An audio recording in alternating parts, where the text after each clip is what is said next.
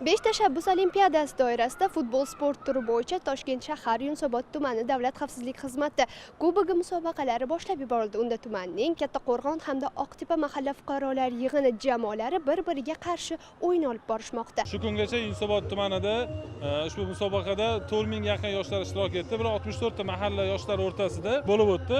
Qizlar o'rtasida mini futbol, o'g'il bolalar o'rtasida mini futbol hamda futbol musobaqalari tashkil etildi. O'tgan yillarga qaraganda bu yil juda kuchli bo'ldi.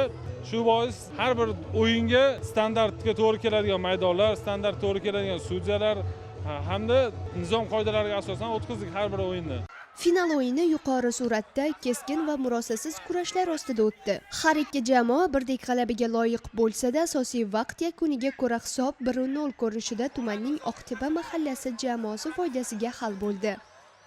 O'yin juda zo'r bo'ldi. Kutilgan raqib o'zi biz har yil o'zi Hasanboy bilan o'ynaymiz. Katta Hasanboy bilan shu finalda o'ynaymiz. Undan oldingi o'yinlar kuchli komandalar emas edi. Uni tan olish kerak, chunki kattaroq shotlik yutganmiz. Endi tayyorgarliklar yaxshi bo'ldi. Hasanboy bilan chiqqanimizni bilib, shunga yarasha tayyorgarlik qilib keldik. Taqdirlash marosimi esa tantanali tarzda o'tkazildi. G'olib jamoaga kubok va esdalik sovg'alar topshirildi. Shuningdek, finalgacha olib borilgan o'yin natijalari hamda ayollar o'rtasida o'tkazilgan futbol musobaqalari g'oliblari ham alohida rag'batlantirildi. Dinora Rahimova, Shohruh Toshnazarov, yoshlar.